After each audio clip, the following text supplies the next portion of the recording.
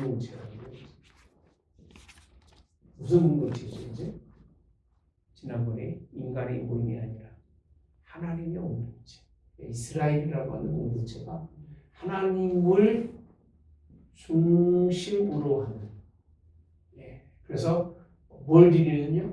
하나님께 유월절 제사를 이제 온전하게 드릴 수 있는 그런 공동체, 새로운 출발을 알리는 것이 아닌가 이렇게 생각을 해봅니다. 유월절을 다시 한번 우리가 나눌 필요는 없겠죠, 그죠? 다 알기 때문에 유월절 넘어간다. 그리고 이스라엘 백성들을 구원하시는 하나님은요, 이 유월절에 대해서 굉장히 중요시 여기시는 것 중에 하나가 내가 너희를 애굽에서 모았다고요? 구원이라는 거예요. 구원. 어디에서? 죽음이라고 하는 곳에서 새로운 삶으로 이끌어내신 사건, 유월절 사건이에요. 계속 이건 잊어버리지 못하게 해야죠. 우리 잊어버려 안 잊어버려요? 우리는. 잊어버려. 네. 그러니까 하나님은 잊어버릴만 하면 야 내가 너 죽음에서 구원했잖아. 지속적으로 하나님은 우리에게 가르치시고 생각나게 하시고 이 사건이 그냥 끊이지 아니하고 누굴 통해서 어린 양이신 누구죠? 예수 그리스도를 통해서 완성을 이뤘습니다. 그래서 예수님은 유월절 어린 양의 왕이 이 땅에 오셔서 우리를 죽어주시니 십자가에 죽으심으로 우리를 구원하시는 완성을 이루신 사건이기 때문에 이 사건은 신약이나 구약이나 하나님이 유월절의 큰 의미를 잊지 못하도록 자꾸 말씀으로 가르쳐 주시고 있는 말씀입니다. 그래서 오늘 말씀에 보면 문제가 뭐냐면요. 그들이 5절에 보면 첫째 달 14째 날 해질 때에 시내 광야에서 뭘 지켰어요? 유월절을 지켰으리라고 되어 있습니다. 어떻게 지켰어요? 모세에게 뭐한? 명령한 그런 모든 명령하신 것을 따라 다 행하였다라고 되어 있습니다. 그러니까 모든 명령하신 하나님께서 원하시는 방법에 따라서 다 이스라엘 백성들이 하나님께 유월절 절기를 지켰다는 얘기입니다. 문제는 하나님이 법적으로 하나님의 법을 세우고 난 후에 무슨 법이냐면 부정이라는 법이죠. 내일도 말씀하겠습니다만 부정. 특히 무슨 부정이에요? 죽음을 만진 자이지 만진 자. 이게 이제 관건으로 떠오르는 거예요. 6절에 보니까 시체로 말미암아 어떻게 됐어요? 부정하게 돼서 유월절을 못 지키게 되는 거예요.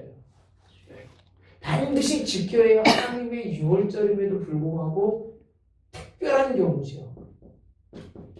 특별한 경우가 있어서 유월절을 못 지키면 유월절 못 지키면 어떻게 되죠?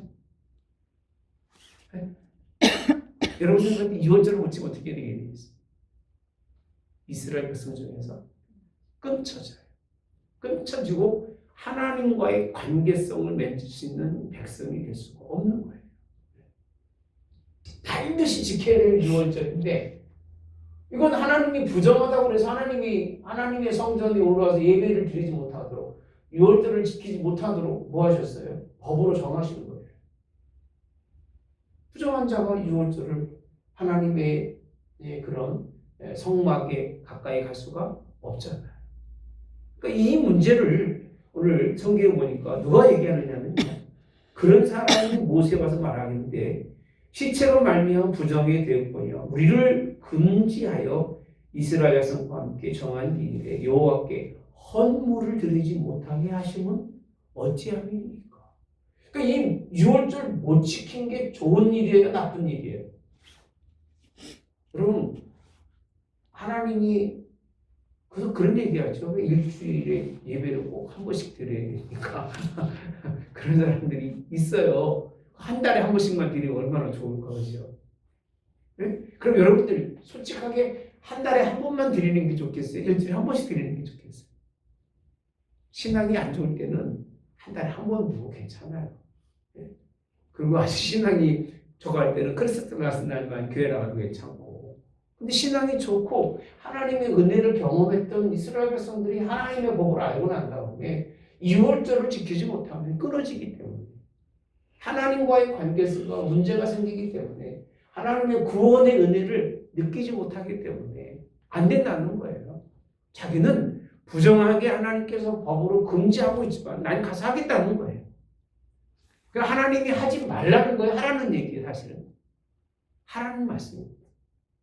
근데 이스라엘 백성들은 지금까지 묘하게 하나님의 말씀의 법을, 하라는 법은 다 까먹고 하지 말라는 법만 피해 다녔던 사람이 이스라엘 백성입니다. 오늘 유월절은 특별한 겁니다. 뭐가 특별하냐면, 이렇게 하나님이 막아놓으셨으면 누구 탓이에요? 이제는요? 하나님의 탓이에요. 누구 법이기 때문에? 하나님의 법이기 때문에. 뭐 어쩔 수 없잖아요. 죽음을 가까이, 시체를 가까이 할 수밖에 없는 그런 상황이잖아요. 그런 상황이어서 피차 어쩔 수 없을 그런 지경에 있었을 그가 하나님 앞에 안 된다는 거예요. 우리는 유월절 하나님 앞에 예배를 드려서 하나님의 구원의 은혜를 잃어버리지 않겠다고 하는, 이게 한다고 하는 주인 굉장히 좋은 의미입니다. 하나님. 하지 말아도 되고 안 해도 된다고 하는 제재가 있음에도 불구하고 더 나은 하나님 앞에 나아가고자 하는 의지를 여기서 비춰주는 거예요. 그럼 여기서 놀라운 한 가지를 발견할 수 있어요. 하나님이 하지 말라고 했지만 이들이 하고자 하는 의지 때문에 어떤 일이 생긴지 아세요? 성경에 보면 오늘 본문에 보시면요, 하나님이 어떻게까지 기다려라 그렇게 있습니다.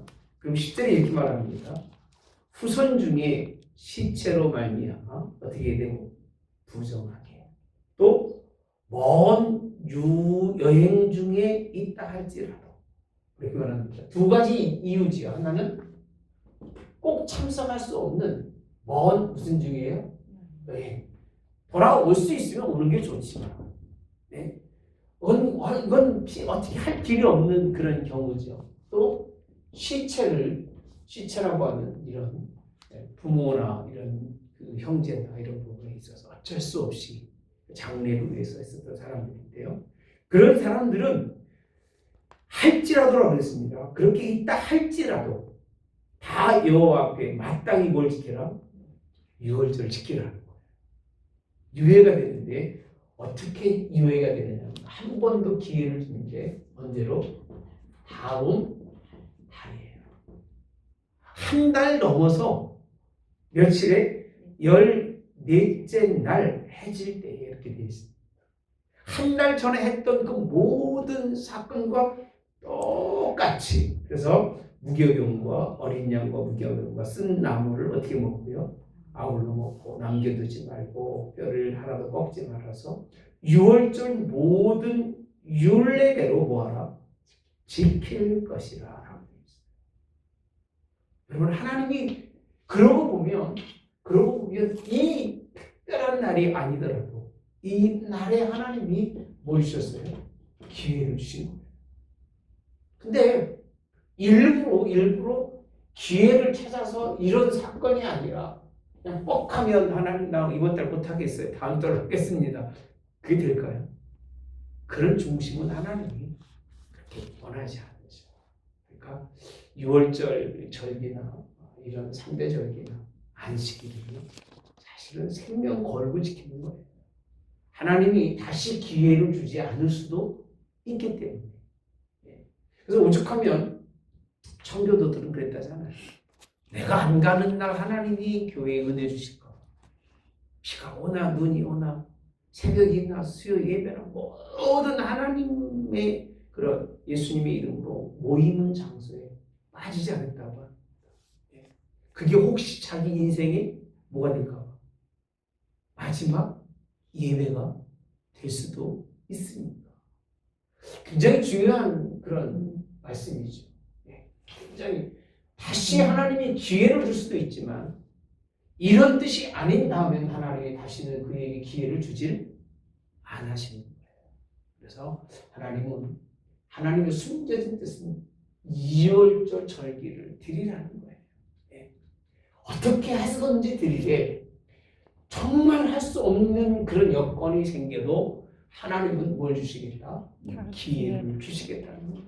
다음 달로 기회를 주어서 네가 그렇게 하나님 앞에 드리고자 하면 받으시겠다는 거예요. 그러니까 하나님이 정말 좋으신 하나님이죠. 하라고 하신 하나님의 이 말씀에 우리가 하지 못할 때가 있다 할지라도 하나님은 다시 기회를 주어서 하나님께 예배하고 하나님께 영광을 돌릴 수 있는 그런 길을 주시기도 합니다. 근데 13절에 보면 사람이 정결하기도 하고 라고 되어 있습니다. 다시 말하면 부정입니다. 부정. 하나님의 절에 가까이 올 수 없는 부정적 요소들이 있죠. 그죠? 그 부정적 요소가 아니라 그는 어떻게 해요? 정결이라는 얘기는 부정의 요소가 없다는 얘기입니다. 그러니까 하나님 뭐가 있냐면 여기서 제어를 하는 거예요. 다 부정하다고 나는 못 가겠다 그러면 6월절 제사가 되겠어요? 안 되겠어요? 안 되니까. 뭐라고 되냐면 정결하기도 하고라고 되어 있습니다. 여행 중에 있지 아니하면서라고 되어 있습니다. 어떤 사람은 6월절을 지키지 아니하는 자는 그 백성 중에서 뭐하지리니? 끊어지리니. 이런 사람은 그 정한 기회에 여호와께 헌물을 드리지 아니하였음즉 그의 죄를 뭐할 것이다? 담당할 것이다. 그러니까 무조건 다 허락한 다음에 기회가 있는 건 아니에요. 반드시 하나님의 기회는 내게 먼저 주신 기회를 찾아야 되는 거예요. 먼저 주신 기회. 최선의 기회인 거지, 그죠? 이건 정한 하나님의 원칙이라면 그 원칙을 찾아가야지. 원칙을 떠나서 매번 원칙 따위 뭐라고 그러나요? 무슨 표현이 좋을까요? 머릿속에 맴도는데 안 나오네. 뒤로 다니는 대로 모행이 아니라 그냥 요리조리 피해 다니면서 어떻게든 간에 그냥 뭔가 무리만 짓는 이런 신앙은 하나님이 뻔히 아시기 때문에 원치 않으셔요. 우리 중심이 하나님께 다 있으라는 얘기예요. 하나님이 말려도 전 하겠습니다. 하나님이 못하게 하셔도 전 해야 됩니다. 하나님이 새로운 뜻을 우리에게 비춰주셔서 난 하나님께 나아갈 수 있는 길을 열어달라고 하는 그 간청이 하나님이 기회를 주신 걸 보면 우리 하나님이요 꽉 막힌 분은 아닙니다. 하나님이 꽉 막힌 분이라면 우리가 이 죽음의 죄에서 구원받을 사람이 행위를 누가 있겠어요? 그러니까 하나님은 이해하시고 용서하셔요. 관용도 베푸셔요. 인내하고 그죠? 아주 인자하시고요.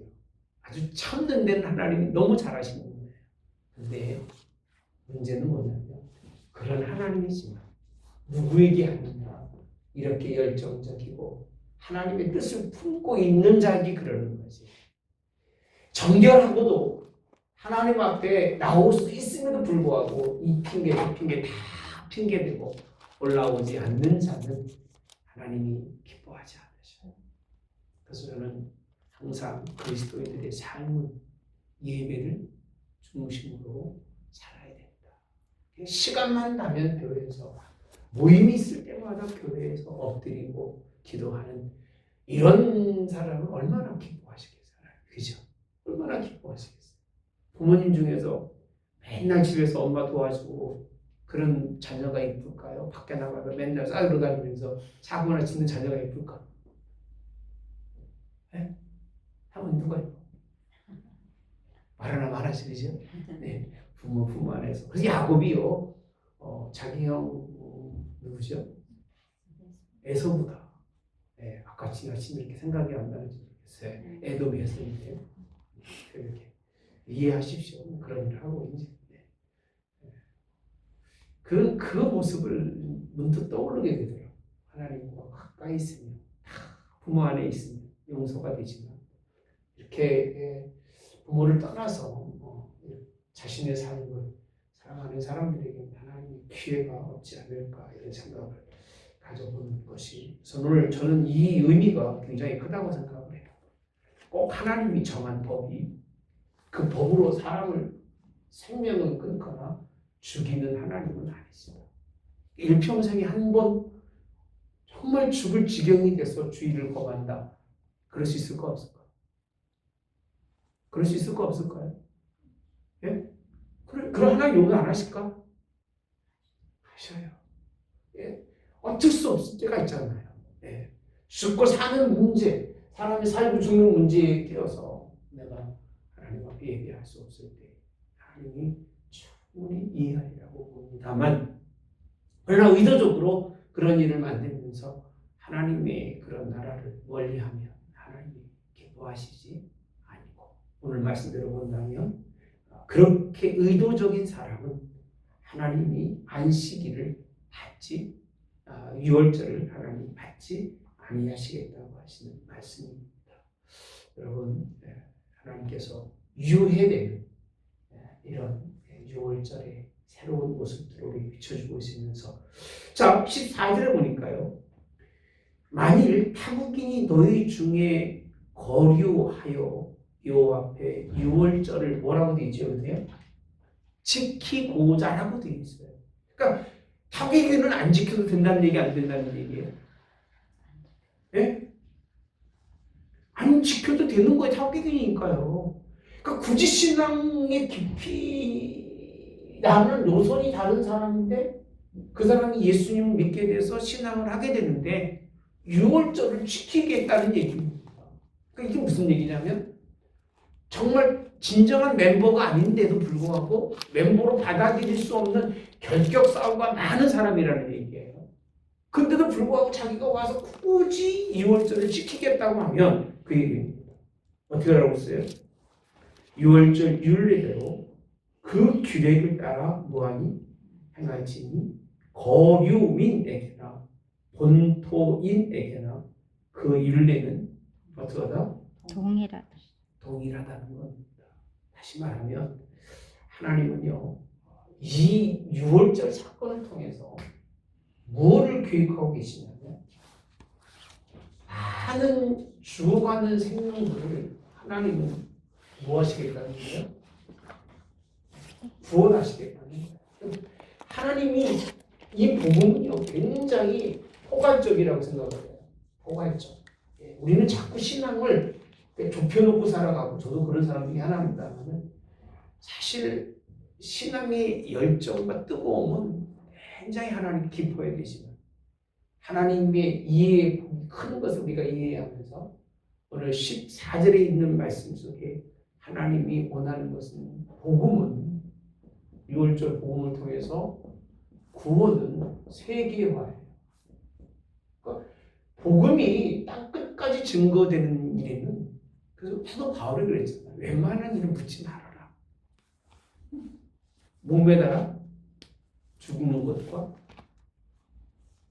음행이죠. 그것은 죄하고는 그냥 먹고 마시는 문제를 가지고 큰 문제를 삼지는 말아라. 그게 뭘 이렇게 중요하겠냐 그 얘기예요. 하나님만 바라보고 살아가는 복음으로 만나며 세계화되는 이런 사건을 우리에게 설명해 주고 있는 겁니다. 그리고 두 번째는요. 육적 혈통 이스라엘이라고 하는 이스라엘에만 하나님은 구원을 국한하지 않겠다. 이 부분이 왜 중요하냐면 이스라엘은 지들만 구원받는 줄 알아요. 근데 하나님은요, 아브라함 부를 때부터 하신 말씀이잖아요. 천하 모든 민족이 너로 말미암아 복을 얻을 것이다 라고 말씀해 주셨잖아요.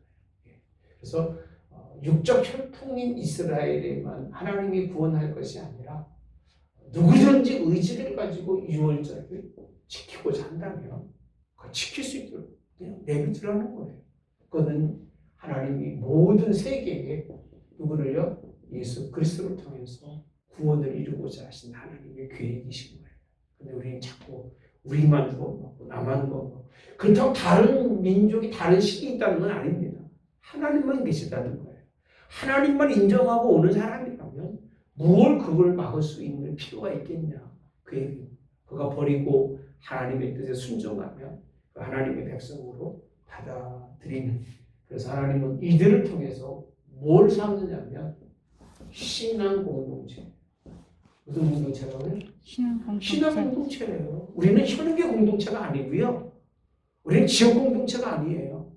하나님을 믿는 무슨 공동체예요? 신앙 공동체. 6월절 그런 어린 양이신 예수님, 그로 말미암아 구원받은 것을 인정하고 그 예수님께 헌물을 드리면서 예물을 드리면서 경배하고자 하는 사람들이 모이는 그 모임이 오늘 신앙 공동체입니다. 기독교는요, 신앙 공동체를 잊어버렸습니다. 다른 이유로는 모일 이유가 없고 모이지 말아야 돼요. 다른 이유로는 그래서 신앙 공동체가 아니라 모여서 저들끼리 하는 것, 이런 거는 하나님이 원치 않으신다고 하는 사실. 결국 이 부분이 육으로는 이해할 수가 없어요. 육으로는 안 되는 것이고 하나님의 영으로만 이해가 되고 하나님의 영이 가르침을 통해서 이들을 받아들이는. 이스라엘은 이렇게 안 갑니다. 지 형제들도 가서 뭐가 있다고 그냥 개처럼 여기고 사마리아인데 여기고 그러잖아요. 지들이 무슨 굉장히 혈통적으로 대단한 사람인 것처럼 그렇게 이제 썩고 병들어 그 모습을 보지만 신약에 와서도 이제 바울을 통해서 이 땅에 하나님의 복음이 증거된 놀라운 사건들을 성경을 통해서 볼 수 있습니다. 그 다음 사건이 무슨 사건이냐면요, 15절이죠. 성막을 세운 날에 구름이 성막 곧 증거막의 성막을 덮었고 저녁이 되면 성막 위에 불 모양 같은 것이 나타나서 언제까지? 아침까지. 항상 그러하여 낮에는 구름이 그것을 덮었고 밤이면 불 모양이 있었는데, 이렇게 되어 있습니다. 자, 그러면서 성막을 세운 날에라고 생각하신다면 결국은 다음의 첫째 달, 그때가 2월절 절기를 지킬 때죠, 그렇죠? 그리고 성막이 세워진다면 그 주변이 될 겁니다. 그 주변의 때에 하나님은 성막에 뭐 하시느냐? 임재하신다는 거죠. 굉장히 중요한 사건입니다. 우리는 불과 구름만 자꾸 생각하는데 구름을 생각할 필요가 없으죠. 하나님이 성막에 어떤 나타남이 있느냐는 거예요. 그것이 뭐예요? 구름과 불이라는 거예요. 이거를 하나님이 그냥 하나님으로 보일 수가 없으시니까 그것으로 하나님이 계신 것을 나타내 주는 거예요. 할렐루야. 아멘. 이 사건, 덮는다는 건 굉장히 큰 의미가 있잖아요. 덮어서 이 자체가 드러나지 않고 그것이 하나의 어떤 형상을 보일 수 있도록 그렇게 구름으로 불로 덮으신 사건. 저는 이 사건 속에서 하시는 말씀 속에 보면 17절에 보니까요, 또 오를 때에는 뭐 했어요? 행진하고 머무는 곳에서는 뭘 쳤어요? 진을 쳤다라고 되어 있는데, 제가 사실은 이걸 설교를 준비를 했었어요.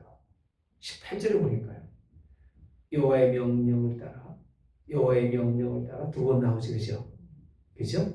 그 다음 19절에 여호와의 명령을 지켜라고 되어 있습니다. 또 20절에 여호와의 명령을 따라 그렇죠? 21절에도 죄송합니다. 쭉 넘어가서 23절에 보시면 여호와의 명령을 따라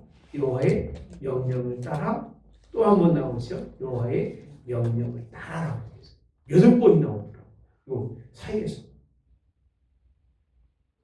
이 말씀을 보시면 무슨 얘기냐면 구름과 불이 누구예요? 네? 명령이라는 거예요. 이 구름과 불이 뭐냐면 여호와의 뭐죠? 명령이라는 거예요. 그가 여호와로 설명하고 있고 그가 움직이는 게 명령인 거예요. 굳이 이걸 그렇게 많이 설명할 필요가 있을까? 사람들이 그냥 구름이 있는 건 기적적인 일이고 밤에 불 같은 것이 있는 게 기적적인 일이라고 보지만 하나님은 기적으로 보이는 게 아니라 여호와로 보이시는 거예요. 그가 그리고 뭐 할 때마다 움직일 때마다 뭔가 이렇게 그 징조를 보이면서 그게 뭐라고 해요? 하나님의 오도 명령이라는 거예요. 명령에 따라 움직여야 된다는 거예요. 그래서 제가 10년, 2년 기도회 때 설교를 하려고 했는데 해도 되겠네. 이거 얼마 안 남으셨으니까.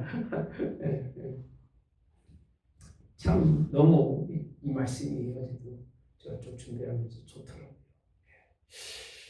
제가 예수님이 오신 그 사건을 설명하면서 무슨 사건이라고 했죠? 초자연적인 사건이라고 했어요. 근데 성막에 하나님의 임재가 구름과 불이 이런 있는 사건이 초자연적인 사건이 아니라 이 하나님으로 형상으로 비춰진 여호와의 그 불과 구름이 무함으로 움직이면서 이스라엘 백성들을 뭐한다는 거죠? 인도하신다. 인도하심이 초자연적 사건이에요. 어떤 일이 자연적인 게 아니라 그 일을 통해서 나의 삶의 방향이 어떻게 바뀌느냐가 인도하시는 거예요. 아무리 여러분이 기적을 많이 보아도 내 삶의 방향이 바뀌지 않으면 기적이 아닌 거예요. 초자연적인 역사를 통해서 어떠한 결과가 일어나느냐 굉장히 중요한 건데 하나님은 이 일을 통해서 뭐 하신다는 거예요? 인도하신다는 거예요. 그리고 이끄신다는 거예요. 인도한다는 얘기는 앞에서 이렇게 가시면서 길을 가르쳐 주는 건데 이끄신다는 얘기는 가기 싫은 놈을 끌고 가신다는 거예요. 안 가면 안 되도록 하나님이 강제적으로 이끌어 가신다. 좀 더 강한 표현이 되겠죠, 그죠? 인도하신다보다는 강한 표현으로 설명해 줄 수 있습니다. 네. 근데 중요한 건 왜 초자연적이냐면 사람이 가진 계획과 사람이 생각하고 있는 모든 것을 하나님이 생각하지 않고 누구 뜻대로요? 하나님의 계획과 하나님의 뭐로? 섭리로 하나님이 이끌어 가신다. 그 초자연적인 역사인 거예요. 어디로 이끌어 가시려고자 하나님이 어디죠? 약속의 땅 이끌어 가시도록 하나님이 인도하신다는 겁니다. 그러면 우리에게 필요한 건 뭘까요? 명령이니까 뭐가 필요해요? 그렇죠. 명령이니까 순종해야 되고 아까 말한 것처럼 하나님의 계획과 섭리라고 설명하면 여기에 필요한 게 뭘까요? 뭐가 필요하겠어요? 하나님의 계획, 하나님의 섭리대로 인도하시고 이끌어 가시면 우리는 어떻게 해야 돼요? 뭐가 필요하겠어요? 하나님의 뜻에 인내해야 되겠죠. 그죠? 인내해야 되겠어요. 왜? 내 마음대로 안 된다고 막 움직이고 그러면 안 되니까. 그냥 우리는 그 계획 속에서만 움직여져야 된다는 거예요. 그래서 여호와의 뭐다? 명령이라고. 네. 이 계획 속에서만 순종하고 어렵고 힘들죠. 그죠? 왜? 하나님이 알지 못하는 그것을 우리 인도하실 거 얼마나 힘들겠어요. 그럼에도 불구하고 그 하나님의 뜻에 따라서 인내해야 되는 게 하루 있고 싶다고 있는 것도 아니고 그래서 뭐라고 표현되어 있냐면요. 이렇게 표현합니다. 자, 18절에 보시면 여호와의 명령을 따라 행진하여 신쳤는데 구름이 성막 위에 머무는 동안에는 그들이 진영이 뭐하고 머물고 구름이 성막 위에 머무는 날이 오래일 때에는 이스라엘 자손이 여호와의 명령을 지켜 뭐하지 않았어요? 행진하지 않았대요. 오래 할 때는 그냥 있는 거예요. 그냥. 네. 20절에 보니까 구름이 성막 위에 머무는 날이 적을 때에도 라고 되어 있습니다. 그들이 다만 여호와의 명령을 따라 어디에? 진행에 머물고 여호와의 명령을 따라 행진하였습니다. 이게 무슨 뜻이냐면 잠깐 머무는 시간도 머물러야 되는 거예요. 다 장막을 풀어서 이제는 셋업을 완전히 마쳤어요. 이제 하나님께 제사 드리면 되겠지라고 생각했는데 구름이 막 움직이기 시작하면 어떻게 해야 돼요? 네? 지금 싸는 거야. 이게 얼마나 많은 인내가 필요하겠어요. 순종이 필요하겠냐. 숟갈 먹으려고 그러는데 구름이 움직이면 어떻게 해야 돼요? 숟갈 넣어야 되는 거예요. 이게 하나님의 백성들이 할 일이에요. 그죠? 그러니까 주의 일을 하다 보면 숟갈 놓아야 되고요. 하나 놓아야 되는 거예요. 그렇지 않으면 하나님의 일을 이룰 수가 없어요. 저는 무슨 일이 하다가도 예배 시간 1시간 전에는 딱 놓습니다. 왜? 깜빡 잊어버리면 큰일 나죠. 그죠? 이제 나이를 먹으니까 더 잊어버리기 쉬울 것 같아서 조심스럽습니다. 조심스럽고 더 준비하는 그런 사람이 되겠습니다. 자, 22절에 보면요. 이틀이든 며칠이든 한 달이든 몇 년이든 1년이든지 구름이 성막 위에 머물러 있을 동안에는, 그래서 여기 보면 21절에 보니까 구름이 저녁부터 아침까지 있다가 아침에 그 구름이 떠오를 때에는 그들이 뭐하고? 행진하였고, 구름이 밤에 있다가 떠오르면 곧 행진하였으며 라고 되어 있습니다. 이게 언제인지 모르는 거예요. 이틀이 될지 1년이 될지. 그렇게 구름이 머물러 있을 동안에는 이 명령인 거예요. 그러니까 누구에 따라서? 하나님의 뜻에 따라서. 그래서 뭐라고 표현하냐면 이 부분은요, 나그네라는 거예요. 옛날에 봉이 김선달이 못 따라다녔죠? 구름 따라. 물 따라. 물이 구름이잖아요. 이 사람들이 없었던 게 뭐가 없었어요? 봉이 김선달은 불은 없었어요. 물 따라, 구름 따라 인생을 살아가는 나그네라고 그러는데, 이스라엘 백성들은 나그네, 하나님이 이끄시는, 대신 밤에는 그들을 보호하시기 위해서 밤에 춥잖아요. 추움을 막으려고. 그러고 보면 추위를 불이 어떻게 똑같이 온도를 맞출 수 있을까? 하나님 맞추셨을까? 추운 놈은 가까이 왔겠고 잘 참는 사람 어디 있었을까? 뒤에 있겠죠. 그 뜻은 무슨 뜻이냐면 성전에 가까이 온 사람에게는 하나님이 더 보호하고 보존해 주셨을 거라고 생각을 합니다. 항상 성전 중심의 삶이 얼마나 중요한지를 우리에게 설명해 주셔서, 곧 그들이 여호와의 명령을 따라 진을 치며 명령을 따라 행진하고 또 모세를 통하여 이르신 여호와의 명령을 따라 뭐라고 되어 있어요? 직임을 지켰다고 되어 있어요. 여호와의 직임을 지켰다. 마지막 그거 되어 있어요. 이 일이 그냥 무조건 하나님이 이끄시는 대로만 가는 것이 아니라 이 일 속에도 하나님 뭐가 있었어요? 직임, 맡겨진 임무가 있었다는 거예요. 하나님 그냥 빈손유구에 시키는 것이 아니라 거기에 맞는 직임을 주시고 그 일을 할 수 있도록 하나님이 이들을 광야 속에서 이렇게 훈련하셨다는 겁니다. 6월절을 통해서 하나님께서 이런 불과 구름으로 역사하실 사건까지 민수기에 기록된 말씀만 제가 여러분들에게 전해드립니다.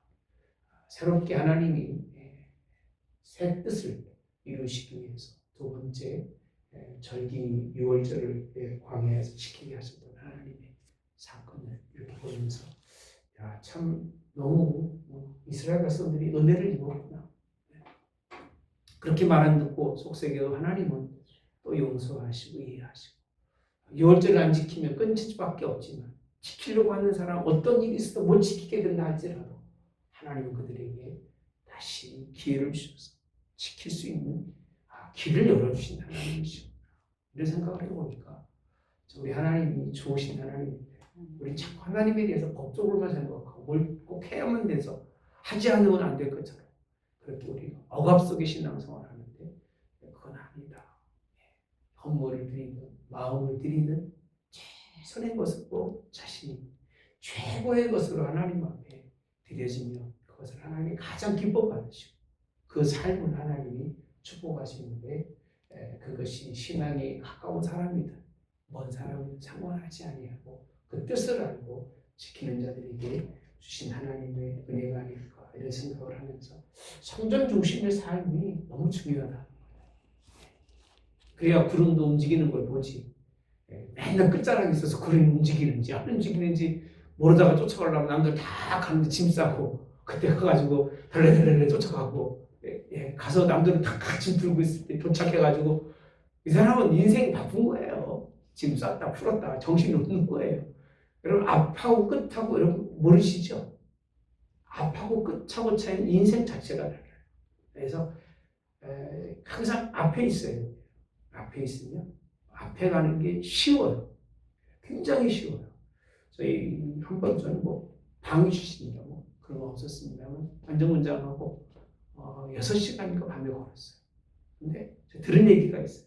앞에서 놓치면 앞에서 걸으면 뒤는 뛰어가야 된다고 얘기 들은 적이 있어서 무조건 앞좌석에 4번 그 4등 안에 서서 갔어요. 근데 뒤에 있는 사람이 죽으라고 뛰어야 되는 거예요. 그리고 앞에서 쉬어오잖아요. 그러면 쭉 밀려오면서 그 사람들은 쉴 때 정도 가야 되는 거예요. 한두 사람이 아니라 몇백 명이 되니까 쫙 길게 가니까 그렇게 어렵더라고요. 그래서 신앙은 항상 선두에 서서 가야 돼요. 믿음에 앞장서서 가는 것이 하나님이 기뻐하시는 일이고 하나님이 원하시는 일, 성전 중심에 가장 가까이서 하나님 뜻에 순종할 수 있기를 주님의 이름으로 원합니다. 아멘.